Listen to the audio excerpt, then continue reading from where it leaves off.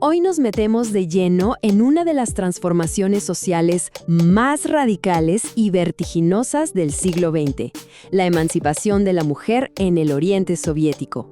Es una historia que arranca desde una base filosófica muy concreta, el materialismo histórico, para cambiar la vida de millones de personas de una forma que, francamente, pocos creían posible. A ver, para darle un orden a todo esto, vamos a ir por partes. Son 5 etapas. Primero, vamos a entender la base filosófica, la idea del proletariado sustituto. Después pasamos a la acción directa, el jujum. Veremos la violenta reacción que generó, el contra-jujum, y cómo respondió el Estado. Luego, la revolución cultural que fue clave para consolidar todo. Y finalmente, la síntesis, el nacimiento de la nueva mujer soviética. Ok, arranquemos por la base, por la idea que fue como el motor de todo este proyecto revolucionario en una región tan particular. Para que nos hagamos una idea del punto de partida, hay que imaginarse el cuadro, Asia Central antes de la revolución. Aquí, más del 90% de las mujeres no sabía leer ni escribir. Su vida estaba totalmente confinada al ámbito doméstico, fuera de la producción económica, fuera de la vida pública. Desde la lógica del materialismo histórico, esto tiene un nombre, un estado de enajenación profunda. Esto, claro, planteaba un problemón teórico para los bolcheviques. A ver, la teoría marxista clásica dice que el motor de la revolución es el proletariado industrial. Pero ¿qué pasa en una región que es básicamente agraria, sin fábricas, sin esa clase obrera? ¿Quién iba a liderar el cambio en lugares como Uzbekistán o Kazajistán? Y la respuesta fue una innovación teórica bastante audaz, el concepto sustituto. La idea era simple. Si no hay proletario industrial, busquemos a otro grupo social que esté tan o más descontento con el sistema, alguien que tenga todo por ganar con un cambio radical. Y ese grupo, argumentaron, eran las mujeres. Y esto no es una interpretación, ¿eh? Miren lo que explica el historiador Gregory Massel. Los bolcheviques vieron que las mujeres tenían un descontento estructural muy parecido al de los obreros. Su posición en la sociedad las convertía, a sus ojos, en el agente de cambio perfecto. Y esta idea no se quedó en los libros, se convirtió en el combustible para una acción revolucionaria masiva y directa. Y esa acción directa, esa teoría llevada a la práctica, tuvo un nombre, el jujum.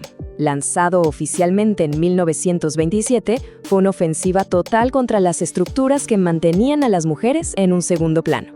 El objetivo del jujum era clarísimo, sin vueltas, romper la enajenación de la mujer. ¿Y cómo? Metiéndolas de lleno en el trabajo productivo, en la educación y en la política. O sea, se trataba de convertirlas, en la práctica, en protagonistas activas y visibles de la historia. Quizás la imagen más potente de esto, la más simbólica, fue el desvelamiento masivo. El parangí, ese velo que cubría todo el cuerpo, y el chakbón, el velo facial, eran vistos como la materialización de la subyugación. Quemarlos en las plazas públicas era un acto de desafío total, una ruptura visual y radical con el viejo mundo. Pero ojo que el ataque no fue solo simbólico. Y acá la cosa se pone súper interesante, porque al mismo tiempo se lanzó una verdadera revolución legal. El Código de Familia Uzbeko de 1928 fue como una bomba legislativa. De un plumazo prohibió prácticas milenarias como el kalin, el precio de la novia, o el matrimonio infantil. Y en su lugar instaló el registro civil, una edad mínima para casarse y el divorcio a petición. El control de la vida familiar pasaba de la tradición a la ley soviética. Claro, era de esperarse. Mover los cimientos de una sociedad de siglos no iba a salir gratis. Una ofensiva tan radical contra un orden tan arraigado provocó inevitablemente una reacción violenta y muy organizada. Y esa reacción se conoció como el contra-jujum. Fue literalmente una campaña de terror liderada por el clero más conservador y los terratenientes locales. Las cifras, la verdad, hablan por sí solas. Se calcula que unas 2.000 mujeres fueron asesinadas entre 1927 y 1929. ¿Su delito? Quitarse el velo, ir a la escuela, atreverse a ser parte de ese nuevo mundo del velo, ir a la escuela, atreverse a ser parte de ese nuevo mundo que se estaba construyendo. Y acá viene un punto clave. ¿Qué hizo el Estado soviético? ¿Retrocedió? Para nada. Hizo todo lo contrario, redobló la apuesta. Tomó una decisión jurídica fundamental. Estos asesinatos no iban a ser tratados como crímenes domésticos o de honor como se podría haber esperado. No, fueron clasificados como lo que eran para ellos, terrorismo contrarrevolucionario. La estrategia del Estado fue, la verdad, muy metódica, en 3 pasos. Primero, como vimos, la clasificación política del crimen. Segundo, la intervención directa. Se le encargó al NKVD, la policía política, que investigara y aplastara esta violencia. Y tercero, justicia pública.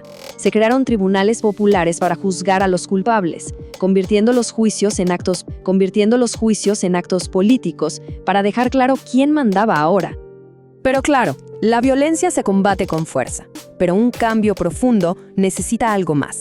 Para que la transformación fuera duradera, hacía falta una auténtica revolución cultural. Y el arma principal para esa revolución fue la educación. Lo primero fue desmantelar por completo el viejo sistema educativo para mujeres, que se basaba en la religión y era dirigido por las Ummid. En su lugar, el Estado montó un sistema nuevo, secular, con maestras formadas profesionalmente, las Mualima. El foco ya no era la religión, sino la alfabetización, la formación técnica y, por supuesto, la educación política. Y el corazón de esta revolución educativa, chicas abandonaban los estudios porque las cazaban a la fuerza. ¿La solución? Cursos acelerados. Se convirtió en el motor de la profesionalización femenina en toda la región. ¿Y los resultados? Bueno, los resultados son de no creer. Miren este gráfico. Es que los números son una locura. En 1926, en Uzbekistán, la alfabetización de las mujeres era del 1%, o sea, nada. 13 años después, en 1939, había saltado al 73% y para 1959 ya era del 97%. Es, sin duda, una de las campañas de alfabetización más rápidas y exitosas de la historia moderna. Y acá está la clave, desde la lógica del materialismo histórico. Esto no era solo hacer el bien o un acto de justicia. Era una estrategia económica con todas las letras. Los estudios del Gosplan, que era el Comité de Planificación Estatal, calcularon que la inversión en educación femenina tenía un retorno brutal. Por cada 1.000 millones de rublos invertidos, se generaban 6.000 millones en renta nacional. Alfabetizar y formar a las mujeres era literalmente un negociazo para el país. Y así llegamos al cierre del círculo, a la síntesis de todo este proceso dialéctico. Si la tesis era la mujer subyugada del viejo orden y la antítesis fue la ofensiva del jujún con su violenta respuesta, el resultado, la síntesis, fue la creación de un tipo de ser social completamente nuevo, la nueva mujer soviética del Oriente. Ok, ¿y cómo se veía esta nueva mujer en el día a día? Pues para empezar, en las fábricas. Fíjense en los números. Para 1935, las mujeres ya eran el 42% de toda la fuerza laboral industrial soviética. Pasaron de estar totalmente excluidas a ser una pieza fundamental del motor económico del país. Y ojo, no estamos hablando solo de trabajos textiles o cosas así, ¿eh? La famosa consigna de Stalin de que los cuadros lo deciden todo, se aplicó a rajatabla, promoviendo a las obreras a puestos técnicos y de dirección en industrias pesadas como la metalurgia o la minería. Y todo esto con el respaldo de una ley que para la época era de ciencia ficción. A igual trabajo, igual salario. Pero la transformación fue todavía más profunda. Llegó al núcleo mismo de la vida, la salud, la maternidad. El Sistema de Protección de la Maternidad y la Infancia, el OMM, desplegó una red de clínicas y las famosas yurtas rojas, que eran clínicas móviles para llegar a todos lados. El resultado en la mortalidad infantil fue sencillamente demoledor. Pasar de 273 muertes por cada 1.000 nacimientos es para llegar a todos lados. El resultado en la mortalidad infantil fue sencillamente demoledor. Pasar de 273 muertes por cada 1.000 nacimientos en 1913 a solo 45 en 1957. Es un cambio que redefine por completo la experiencia de formar una familia. Y claro, esta tremenda transformación no fue algo abstracto. Tuvo rostros, tuvo nombres. Mujeres que se convirtieron en los símbolos de esta nueva era. Figuras como Damesh Ermekova, la primera médica kazaja. Otto Hickson Shodieva, que pasó de ser vendida en matrimonio con 11 años a dirigir la Comisión del Jujum. Sovira Soldarova, una editora que dio la batalla de las ideas desde la prensa.